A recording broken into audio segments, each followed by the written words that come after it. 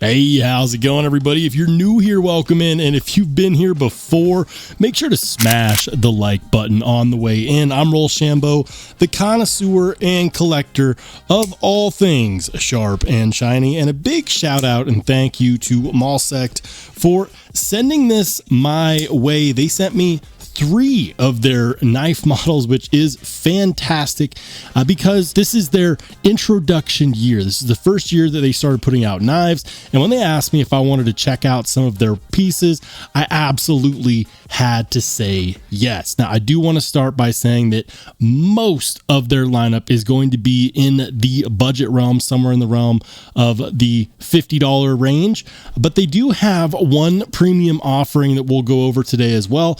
And honestly, I'm excited to get into it because I love seeing new knife companies out there. I love seeing what they come up with, the process that they go through when they start perfecting their manufacturing, and the whole thing is something that I'm a huge fan of. So we're going to start off with this guy. This is, of course, one of their budget offerings. This is the MCT Coastline, and the Coastline is going to come in about 7.6 inches, about 3.5 of that going to be this 14C28N blade. It's PVD coated. We have a milled and chamfered G10 handle scale with a deep carry pocket clip. The hardware is T6. We have a recessed clip screw, which is nice. We've got steel liners. It is, of course, a liner lock. And let's go ahead and talk about the quality of life type things. Lockup on this is going to be right there, I'd say about 25 to 30%, and it's solid. Now, something I do want to mention is that on this one and on this one, these both came in with the pivot a little over tightened. That's pretty common. I run into that a whole lot. If you ever feel like your action is a little bit gritty, one of the best things you can do is back out that pivot screw enough until you start to feel a little bit of wiggle and jiggle, and then lightly tighten it until that is gone. And what you'll be left with is a nicely tuned action. And of course, you want to make sure that when you do that, that the blade centering is still smack center, and in this one it absolutely is. So the detent is very, very nice. There's no issue with that. I would say that that's actually a very well tuned detent. When you use the flipper tab, it fires out with authority. Now, you do kind of have to give it a little bit of a shake shut. Not too much of an issue there. Overall, it feels smooth, and you might be expecting me to say, oh, ceramic bearings. No, these are brass bearings, which is not something that I have a whole lot of experience with. I don't think that that is what's causing the shake shut on the Coastline. I think that it has more to do with the detent strength from that lock bar pushing in towards the blade.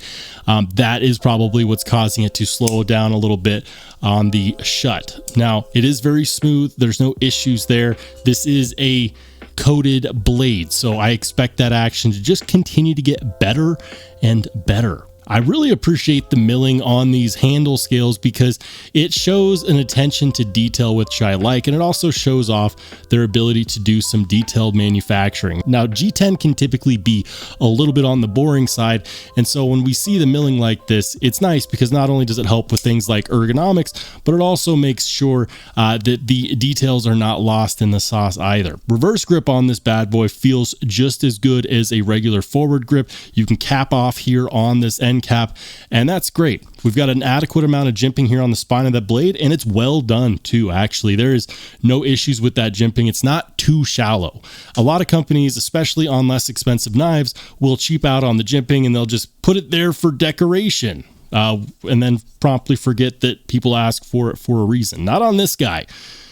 Yeah, that feels rather good. Now, something I want to bring attention to is this edge bevel. Check that out.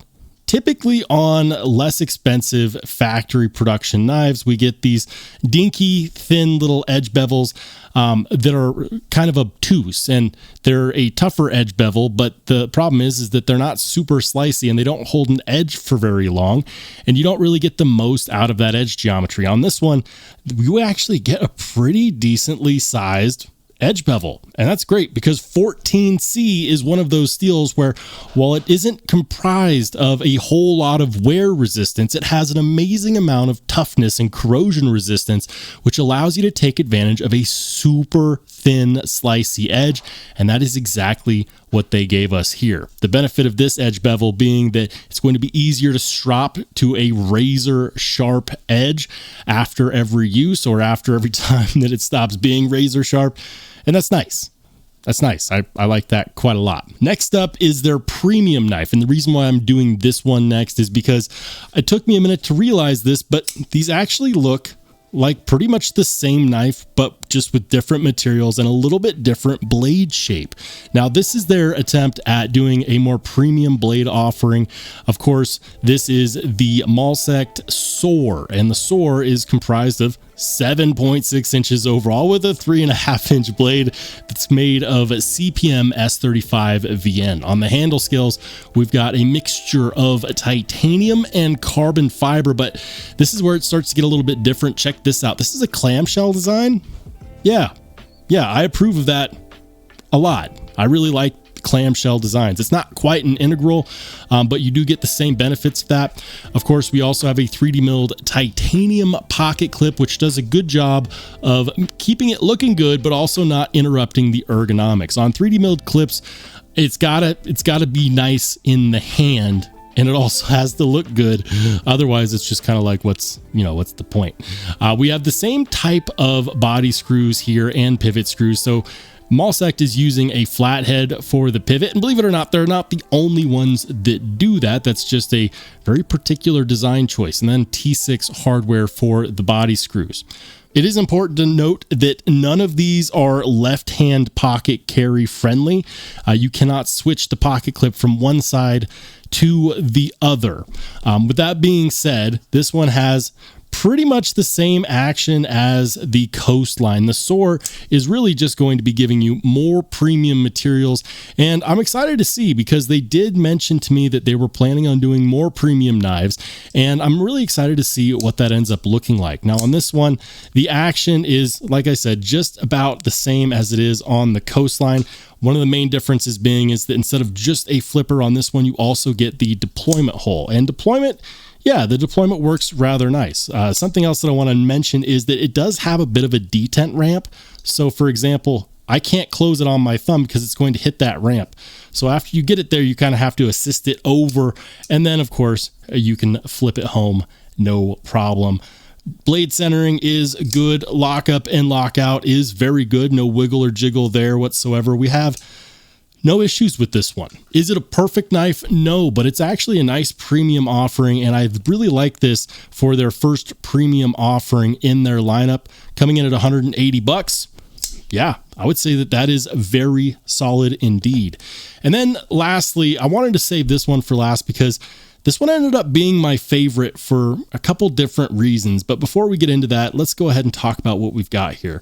We've got some really nice rounded out edges on this G10 with the shadow boxed steel liners. This one is, of course, a liner lock with a deep carry clip that is different than the other two. And honestly, I have to believe that this was designed by someone different than the person that designed both of these, because there's a lot of differences here that I really like. Let's start talking about things. This is going to come in about 7¼ inches long, with about 3¼ of that being this gorgeous, absolutely gorgeous spear point, drop point 14C blade with a very nicely done hollow grind. Check that out. Yeah, that hollow grind is nice. Now, here's when we're going to start talking about some design differences and how I know that whoever designed this for them in-house was different than whoever designed this.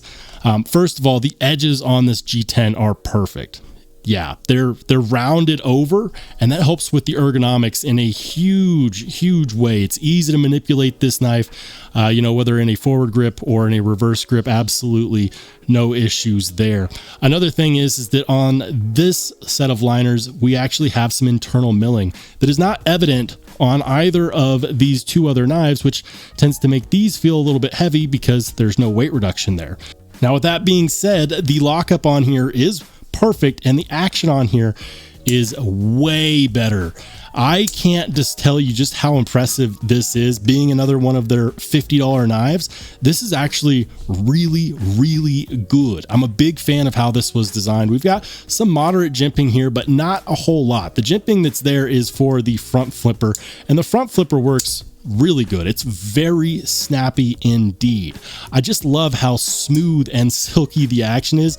Being the smallest knife out of these three, you would expect it to be less drop shot, not more, but of course it actually comes through in spades. If you're a big fan of action like I am, yeah, you'll like that. Now, you may have noticed that I just reverse flicked this, and it might not be evident from the start, but you can in fact use that fuller to do a reverse flick. Now, there's not a whole lot of access there. You do have to kind of dig in your finger a little bit, but if you do dig it in, you will of course get it, and it will fly out no problem.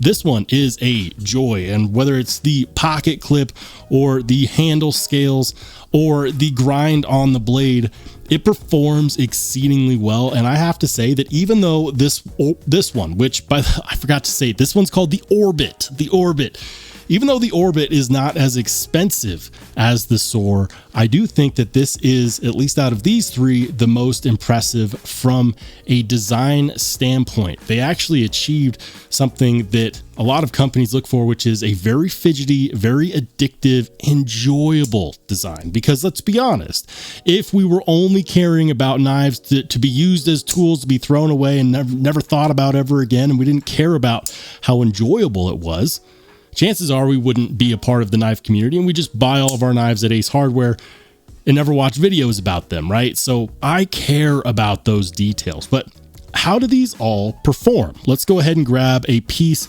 of scratch cardboard, and I'll show you exactly how each one of these cuts will by doing a pass through this regular everyday cardboard scrap. Now, these two are full flat ground blades. This one is a hollow ground blade. Let's go ahead and check it out. Starting with the Coastline. Yeah, absolutely no issue there. That's nice and slicey. And then of course, moving on to the Soore. Pretty close to the Coastline. It is a little bit different of a blade shape and a little bit different of edge geometry, but they're actually very similar on that regard. And then finally onto the Orbit. Let's see how well this hollow grind does. This is ridiculous, guys. This hollow ground knife, it doesn't matter which way you slice it. This is easily the best cutter out of all three. This has the best edge and blade geometry, bar none. They're all decent. This one is, in fact, the best out of the three. Now, we aren't done yet because of course I did want to go over their packaging since they are in fact new to the channel. Check this out. This kind of reminds me of a premium glasses case. It's not like all the other knife pouches out there. You undo this thingamajigger right here and then you open it up and you got some nice goodies inside. You have your regular, microfiber cloth, and then of course you actually do get some paracord. I don't do paracord lanyards or fobs. That's not my thing, but I do think that it's cool that it comes with it. We've got some stickers as well as this guy right here, which is welcome to the Mulsec family, and it's got a little bit of information. Cool. But this pouch is actually rather impressive. I'm a big fan of different, and this feels premium. It's a green leather case, and whether you get the premium version or one of these less expensive versions, you get this regardless. And that is, in fact, something that I'm a huge fan of because it looks nice, it feels nice, it's unobtrusive. You could slip this in your pocket, no problem. And yeah, I really like that. Now, I've said a whole bunch of nice things. I want to go into some design choices that I disagree with on here just because I want to make sure to highlight areas that I think they have an opportunity to improve with. And it's going to be mostly on these two and less on the Orbit.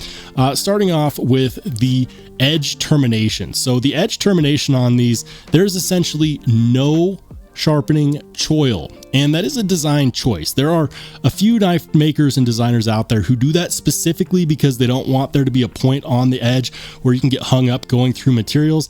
That's not a big deal to me. 98% of my knives have sharpening choils, and it's never been an issue going through material like cardboard or plastic or tape or whatever. So I gotta say, I do wish that these had a sharpening choil between the Soore and the Coastline. It's not a huge deal. A lot of people that get knives like these tend to just cut them in themselves, or they just don't care and it does not matter to them. The issue is that when you go to sharpen a knife that doesn't have a sharpening choil, you end up with a little bit of a smile here on the termination of the edge, and even from factory you can kind of see that they already put one in there. Again, not a huge deal, just a personal preference. If you were to buy one of these, I have no doubts that it probably would be a non-issue to you. Now, the second thing that I would change from a design perspective, at least on these two models, has got to be the liners, or in this case the scales. There's no internal milling on either of these, and that's a lot of extra weight. Now, for me personally, that extra weight, for some people they're going to like that. For me, I do kind of wish that they had taken the time to mill out the internal scales or the internal liners for a little bit of weight reduction. That would have been great. I think that would have been a big improvement, and I think that whoever designed the Orbit knew that, because when you look at the Orbit, check that out. We've got internal milling, and it feels nicely balanced. It feels lighter, and it feels just as solid. Skeletonizing those liners is something that I would highly recommend on future models. Absolutely. And then lastly, the last design nitpick, because guys, none of these design preferences that I'm mentioning are going to affect the quality of these knives. These are all actually very high quality. But my last design preference has got to be on the hardware itself. Now, personally, as a knife enthusiast, I appreciate one hardware type all around, so that I can carry one bit, and if I need to field strip my knife or take it all apart, I only have to use one bit. So I prefer T8 hardware for the pivot, for the body screws, for the clip screws, because then you just have one bit and you can take the entire knife apart. So in this case, we've got flathead on the pivot and then T6 star screws. And these are the star screw bits. I don't know if you can see that. So I don't know if there's a specific bit for the star screws. I've always only ever used my Torx bits for these, and they work fine, but they're not honestly my favorite, especially on smaller T6 sized bits. So that would be the last nitpick that I have. Ultimately, for being their first year out, this is very, very encouraging, guys. These are all knives that I could feel happy with carrying on a Tuesday, on a Friday, you know, when things are going on and I want to grab a knife real quick and head out. I would feel very good about that. Something that I'm a big fan of is that they are listing their Rockwell hardness on all of their knives, and they're doing a good job of that. On their 14C, they're shooting for between 59 and 62. Specifically on this one, I want to say it's 60 to 61, which is very nice. And that's good to see on 14C. On the S35, they're listing it as 59 to 60, which honestly for S35 is kind of the market standard. I think a lot of people forgot that, but that is A-okay as well. These all feel good in the hands. They all feel quality, and I, for one, cannot wait to see what they come out with next. But now it's time for you to let me know what you think in the comment section down below. When you think of an amazing $50 knife, what knife in your collection fits that bill for you? Are you thinking you might pick up one of these? Which one is your favorite? Let's have that discussion in the comment section. If you watched this far and you're not subscribed, make sure to subscribe. We're very close to 10,000 subscribers, and when we get there, we will do a giveaway, and who knows, maybe I'll include one or all of these knives. We'll just have to see. But by the way, if you want to watch more awesome knife and EDC content, go ahead and click on one of the videos that pops up next.